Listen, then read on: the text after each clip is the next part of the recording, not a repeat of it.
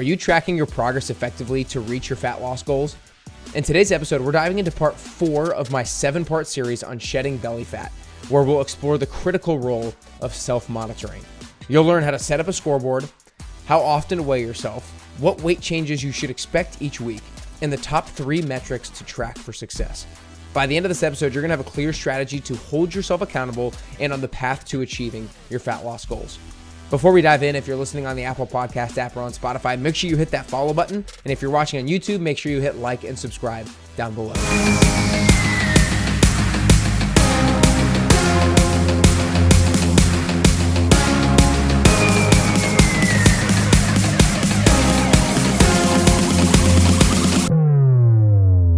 Today, we are diving into part 4 of 7 of the Fat Loss Forever Pyramid series that I've been doing. This is the Fat Loss Forever Pyramid is not something that I created. It was created by a guy named Dr. Eric Helms, and then I learned about it through a course that I took by Dr. Lane Norton, and it is a really great way and visual to understand the priorities and the importance of those priorities and the why behind those priorities to achieving your fat loss goals. So like the previous 3 episodes, I'm going to run through the pyramid quickly and then dive deeply into one part of the pyramid. If you guys have not listened to any of the prior episodes, you really want to listen to the prior episodes because the prior episodes are more foundational things. That's how this pyramid works. The bottom of the pyramid are the things that need to be hit first, or else nothing above it matters. You can't hit the top of the pyramid but nothing else underneath. You will not be successful with your fat loss goals. You have to make sure you adhere to the bottom of the pyramid first and then go up it level by level. So let's break down the levels of the pyramid quickly, and then we'll dive into self-monitoring. The first of which is sustainability and adherence. The reason why that's the foundation in the bottom of the pyramid is because it doesn't matter how good your fat loss strategy is. No, it doesn't matter how good the science behind your strategy is, because if you don't do it, you're not going to be successful. So we need to find a strategy that is both sustainable and something that you can adhere to. The second part is creating a caloric deficit, making sure that if your goal is fat loss, you have to create a calorie deficit. You have to ensure that your expenditure is greater than your intake. And we talked all about how to do that in that part 2 episode. And then in part 3, we talked about exercise's role with achieving your body fat goals. We talked about how much does exercise really play a role? We talked about how much resistance training you should be doing, how much cardio you should be doing, and why. We talked about exercise's role on hunger and then more. Today, we're going to be talking about self-monitoring. We're going to be talking about how you can hold yourself accountable, what you should be tracking, how often you should be weighing yourself, what you should expect when you weigh yourself, and much more. So we'll dive into that here in a second. The next level, step 5, is protein and fiber. In that episode, we're going to dive into why those are the 2 top macronutrients that we should be leveraging when looking to achieve our fat loss goals. Step 6 is going to be carbs and fats. We're going to be talking about those energy sources, how many carbs should we be consuming, how many fats, and why. And then lastly, the very top of the pyramid is we're going to be covering some supplements, their role when it comes to fat loss, the importance of them or the lack of importance of them, and then more. But today we're diving into step 4, which is self-monitoring. The reason why self-monitoring is so important is because accountability is huge. The number one thing that people tell me as to why they love the 10-week transformation is because of the high level of accountability. I was getting ready to say it's because the coach is so good, but it is not. They say that they love the 10-week transformation so much because the high level of accountability, because so many people know that they struggle to hold themselves accountable, to hold themselves to following through with the promises that they make to themselves. You know as well as I do, when you tell yourself to do something, oftentimes you don't do it. Oftentimes you fall short, and following through with the promises that we make to ourselves is the number one skill that we can develop in order to get closer to the best version of ourselves. And one of the ways that we can develop it is through self-monitoring. It is pure evidence that people who track their progress are more likely to succeed with long-term weight loss. And the other thing is, like, there's different layers of accountability. There's personal accountability, there's peer accountability, and there's coach accountability. To me, those are the 3 different tiers of accountability, if you will. And of course, you should go hire a coach. Of course, you should join the 10-week transformation so that I can hold you accountable. But at the same time, I can't be with you 24/7. Your coach can't be with you 24/7. So there has to be some level of personal accountability. And that's where self-monitoring comes in. Like, even people in the 10-week transformation, I, of course, am holding them accountable and texting them and following up with them to make sure they're doing what they said they were going to do. But I also have them self-monitor. I also have them have a very specific scoreboard and a very specific methodology to that scoreboard so that they stay on track and they adhere to the promises that they make to themselves. And some of the things on the scoreboard are what we're going to be talking about today. But the first thing I want to do is talk about why you should want a scoreboard and need a scoreboard in the first place. What I like to say is when a scoreboard is turned on, the stakes of the game are turned up. You know this when you're watching preseason football, nobody cares. When you're watching regular season football, everybody's dialed in. Why? Scoreboard is turned on. The score actually matters. When you're watching a group of teenagers play pickup basketball in the driveway, the level of intensity flips when they start keeping score. Why? Because the game on switch has been turned on. You have a different level of intensity at which you play when you have a scoreboard turned on. So what are the purposes of the scoreboard? Well, number one, it's exactly what I just said. It's motivation. It provides you with motivation to get going. And really, I think that one of the main things that provides motivation is seeing yourself make progress towards a worthwhile goal. And so that requires two things. It requires, one, a worthwhile goal, and two, it requires a means through which you can see yourself making progress. And that's what a scoreboard does. It allows you to see something that tells you you're making progress, right? That leads me into the second reason for a scoreboard is the feedback. Of course, we want feedback to provide motivation, but sometimes there's going to be feedback that tells us, hey, something you're doing is not going right. Something that you're executing in your game plan isn't what it needs to be, and so that we need to tweak something. And so we get motivation, and then we get feedback. We get feedback both from the positive sense and from the negative sense, and that is valuable information that we can use in our fat loss journey. The third purpose of a scoreboard is what I've already talked about, accountability. It is something that is telling you to do it and holding you accountable to do it or not. Are you leaving that open checkbox not checked off, or are you checking it off? And then lastly, the thing that a scoreboard does is it provides you with a level of urgency. And what I mean by that is some of you guys have maybe heard the difference of urgency and importance. And the guy who made this famous was Dr. Stephen Covey in the 7 Habits of Highly Effective People. But most of us know that we respond to the urgent. We respond to the email. We respond to the DM. We respond to the notification. We respond to all these things that are catching our attention. But we often leave the important things behind. We leave the things that are really going to move the needle in our life behind because they are not urgent. They're not life or death in the moment. What we feel is life or death in the moment is whether or not we answer that phone call, whether or not we respond to that message. And so what a scoreboard does is it makes the important thing urgent. It makes the thing that you will usually procrastinate on urgent so that you actually are more likely to do it. So those are 4 of the purposes of a scoreboard. And the last thing I'll say from that urgency perspective is that requires you to put your scoreboard somewhere where you engage with it often. I like to say that the amount of success that you will realize with your goal will be directly correlated to the frequency with which you engage your scoreboard. If you check your scoreboard daily, I bet you're going to be pretty damn successful with your goal. If you check it once every couple of weeks, I bet you're not going to be near as successful as you potentially could be. So you want to put your scoreboard somewhere where it's a constant reminder and it's yelling at you, hey, Nick, hey, Nick, hey, Nick, hey, Nick, hey, Nick, you need to do this. So those are the purpose of the scoreboard. Now I want to get into what we should be tracking when it comes to a scoreboard.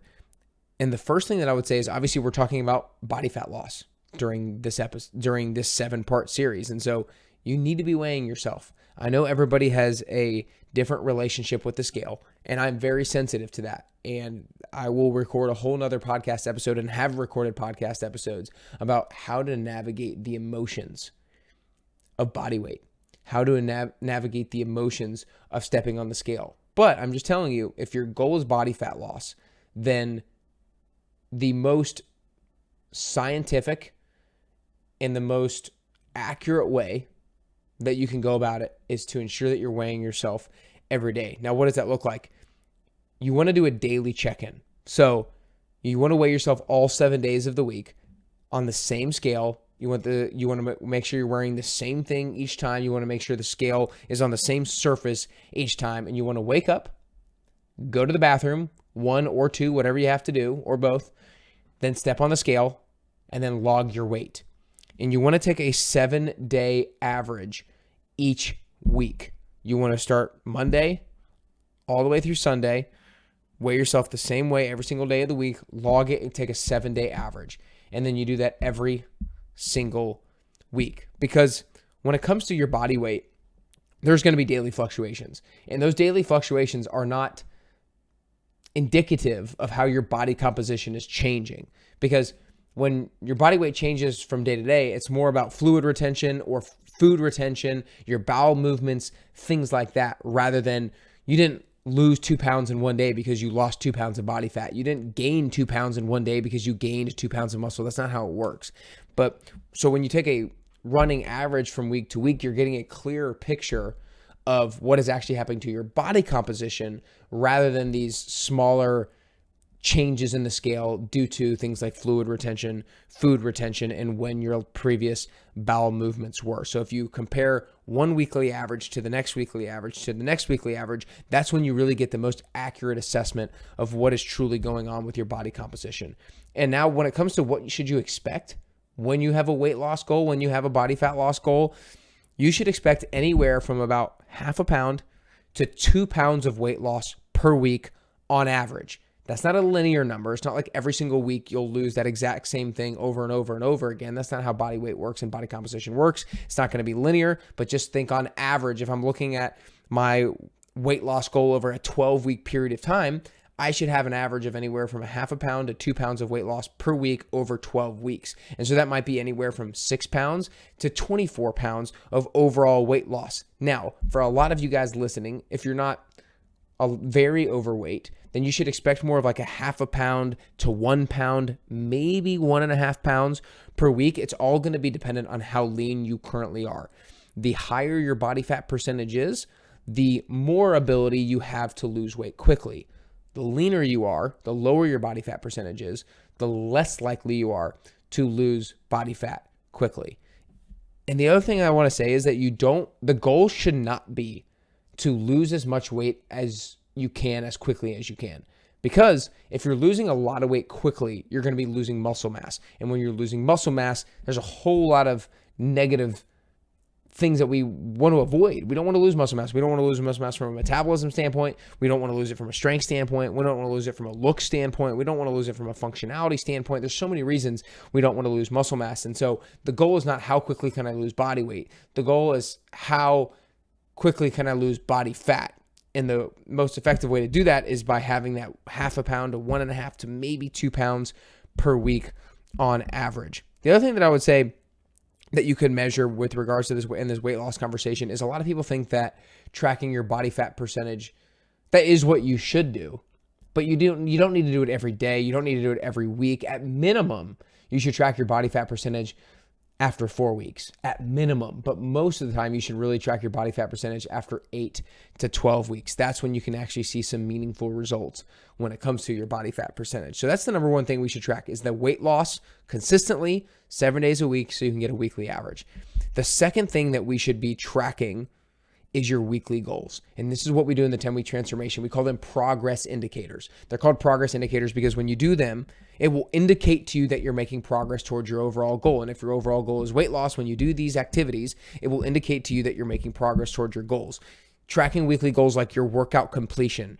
And then there's a bunch of other ways that I have my clients track whether or not they're eating healthy. Some people go all the way to the details of tracking calories and tracking macros, and so they're tracking those things on a daily and a weekly basis, and that's great. But some people don't want to go to that level of depth and that level of time consumption. So some people might just say something general like, I want to eat 17 out of my 21 meals this week as healthy meals, and that is their weekly goal. Some people set a certain amount of protein that they want to eat per day, and they're tracking that. Some people do fiber. Some people say, I'm not going to snack at all this week. Some people say, I'm not going to have sweets on 6 days a week. Some people say, I'm not going to eat after 7 p.m. 5 days a week. Some people say, I'm going to have 5 servings of vegetables at least 5 days a week. There are so many things that you can track that will increase the likelihood that you achieve your fat loss goals. And so if it's calories and macros, great. Go to that level of depth. If that's not you, great. Choose something else, maybe from some of the ideas that I presented here today, but find some weekly goals to track, because setting the goal is important, but focusing on the inputs rather than the outputs is what's key. Let me say that again. When you start focusing on the inputs, the outputs start taking care of themselves. Because when you start focusing on what you can control rather than what you can't, that's when your emotions are going to be healthier. That's when you're going to feel empowered. And that's when the results are actually going to come. And then one of the other weekly goals that you might be able to track is something like how much alcohol you're consuming, how much sleep you're getting, how many steps you're taking, how much water you're intaking. Those are some other examples of goals that you can set on a weekly basis that will lead you to hitting fat loss goals. So if we have a goal of fat loss, we obviously want to track our weight. We want to track 2 or 3 weekly goals. Don't make it too many things. And then the last thing we want to make sure we're tracking is how you're setting yourself up for success. This is really how I believe the 10-week transformation sets itself apart, is we don't just say what we're going to do. We say how we're going to get it done. So not only do we track if we complete all our workouts, but we're going to track if we go to bed on time. We're going to track the thing that will allow us to get all our workouts in. Not only are we going to track our nutrition, we're going to track the thing that allows us to eat healthy. So it's not just about eating a certain number of grams of protein each day. It's about making sure you go to the grocery store on Sunday afternoon and being able to check that off and track that. It's about being able to say that I'm going to meal prep all my lunches this week and check that off. It's being able to check off things like packing your lunch the night before, like getting healthy snacks for the vacation that you're taking next week, like having a meal before you go to the party that you're going to on Saturday, like drinking water in between alcoholic drinks. There are so many things that you can track that set you up for success, that are not the what you're going to do, but they're the how you're going to execute at a high level, because a lot of us know what to do, but actually doing it is very difficult. Following through with the promises that we make to ourselves are difficult. So if we determine how we're going to get it done in advance, then we're setting ourselves up for success. Y'all, this is how we monitor. It might sound a little bit laborious. It might sound a little bit time consuming, but hell, if you have a weight loss goal and it's that important to you and your health is that important to you, then you have to prioritize it. You have to do things that take a little bit of time in order to achieve the goals that you want to achieve. So remember that people who track their progress are more likely to succeed, no doubt about it, for a number of different reasons. And one of which I forgot to mention was that when you get negative feedback, that can help you self-correct your behavior quickly. If you do splurge a few days in a row on food and their body weight goes up, but then you see it on the scale, that negative feedback can oftentimes spur corrective change. Now, it can obviously sometimes go the other way. And again, if you are the type of person who knows they will go off the rails if they weigh themselves every day and has a terrible relationship with the scale, then I'm probably not speaking to you right now. And that's a conversation for a different podcast episode. But generally speaking, we need to make sure that we are tracking something like, even if you have a body fat loss goal and a weight loss goal, and you're like, Nick, I'm not stepping on the scale. That's okay. That's okay. I'm fine with that. Let's still track these other things. Let's still track the weekly goals. Let's still track the meal prepping. Let's still track whether or not we're going to the grocery store. Let's still track whether or not we're getting to bed on time. Because again, we're still tracking the inputs, and I guarantee you the outputs are more likely, the results is more likely to come, even if we're not necessarily tracking the result itself.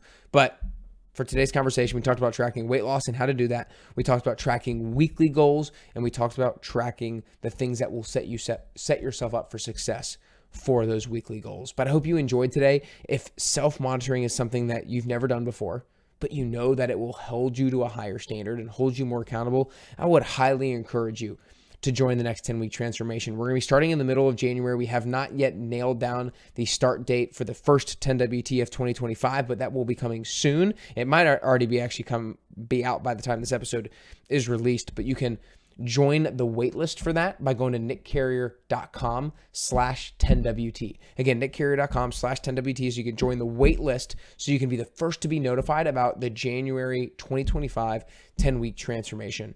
I hope this episode helps you. Again, go back and listen to the previous 3. Stay tuned for the next 3 on this 7-part series on the Fat Loss Forever Pyramid. As a reminder, this is not a pyramid that I came up with. This was derived by a guy named Dr. Eric Helms, and then I was informed about it by a guy named Dr. Lane Norton in a course that I took from him, and I just love breaking it down. I think it's super, super helpful. So if you're listening to this podcast on the Apple Podcasts app or on Spotify, make sure you hit that follow button so you're notified of future episodes. If you're watching on YouTube, it would do me a huge favor to hit that like and subscribe button down below. Share it with a friend or family member. But I hope more than anything that today helps you get closer to your health and fitness goals and ultimately helps you get closer and closer to your best you.